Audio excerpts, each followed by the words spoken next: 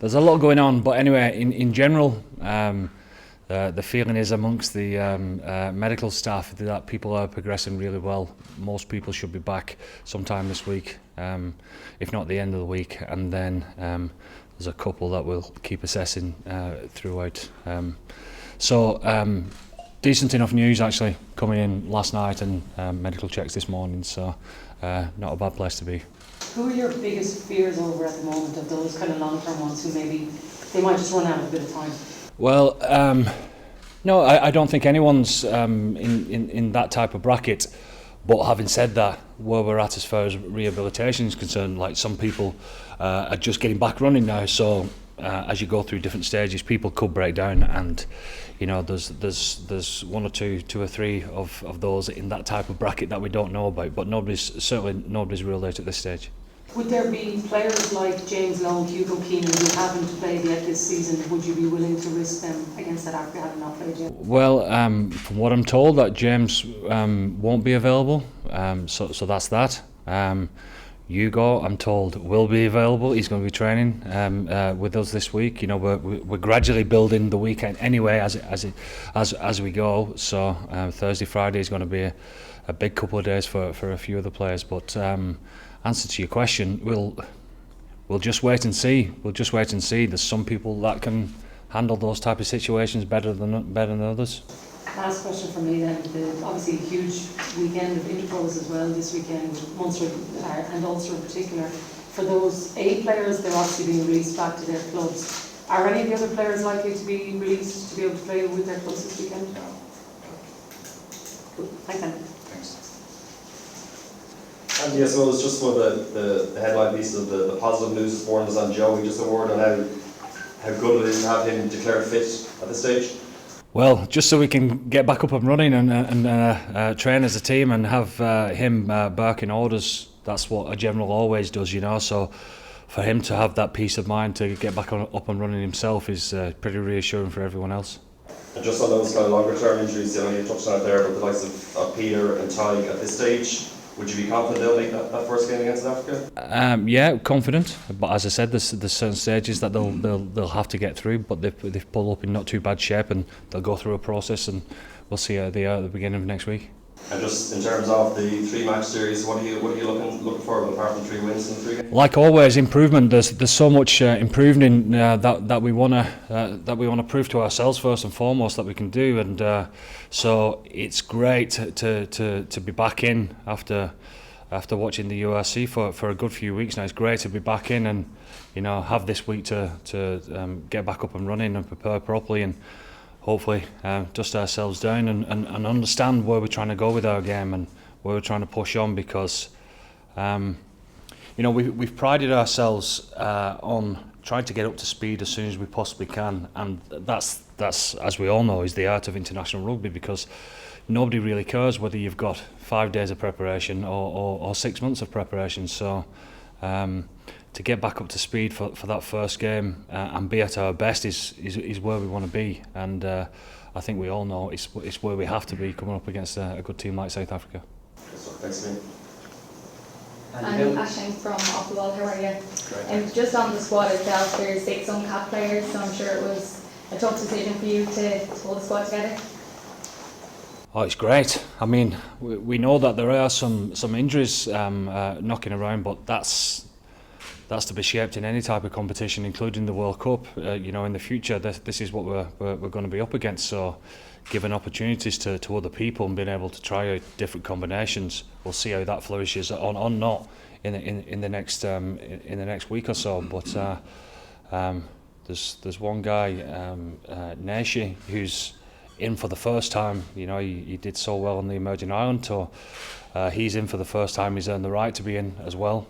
There's an opportunity for him, but there are 6 guys there that are trying to battle it out and prove to not just me but to the rest of the teammates that they deserve a first cap.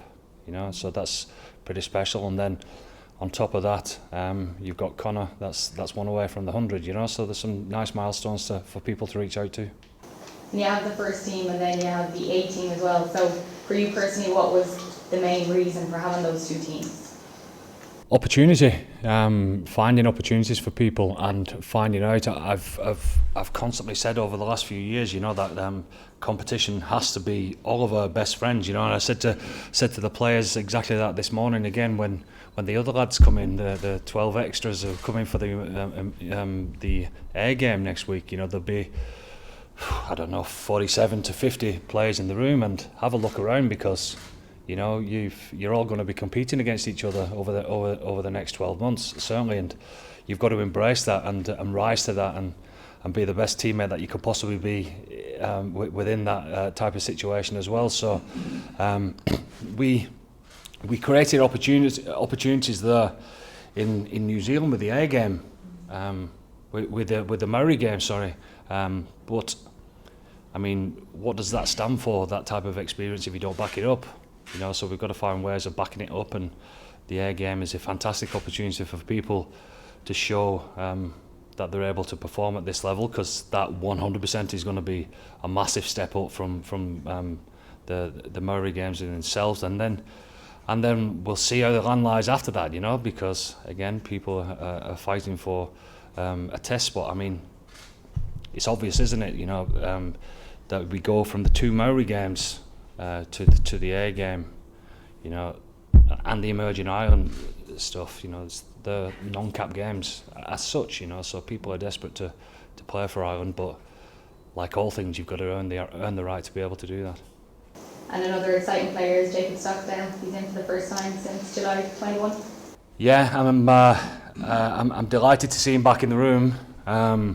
He obviously had a very tough time of it last year, but he's shown resilience, and I was really impressed with how he started the season. I thought he really showed at the start of the season what he was trying to achieve and where he was trying to get to. Unfortunately, he got injured again over the last couple of weeks, but I thought he started back really strong, determined. I thought he looked strong in contact, etc., and you could see that hunger back in him. Thanks, Andy. Andy, how comfortable would you be selecting guys to play against Africa when they've only had limited minutes this season, or in some cases no game time since New Zealand? Is there a bit of risk involved in asking to make such a big step up? What do you suggest we do otherwise? Yeah, but some players don't need that much game time. Some players are able to just hit it straight from the word go. Some players need 5 or 6 games to hit the ground running. So it's up to us to assess that. But we're not a massive playing pool as well. So it needs must at times as well. How good is it to have a different challenge when it comes to South Africa? Because obviously, the Six Nations regulars and 4 matches in the last year against New Zealand, but South Africa are a very different type of team. Yeah, they've got a unique way of playing, and they're all on the same page, and that's their strength, isn't it? They know their points of difference and they go after it hard, and they've been very successful in being able to do that. So obviously, being aware of what South Africa are about is absolutely key, because we need to know what they're trying to achieve, but at the same time, how we progress our own game is just as, if not more important.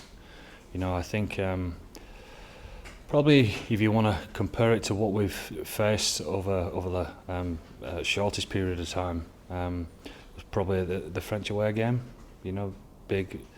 Big set who go after you properly in defence and set pieces.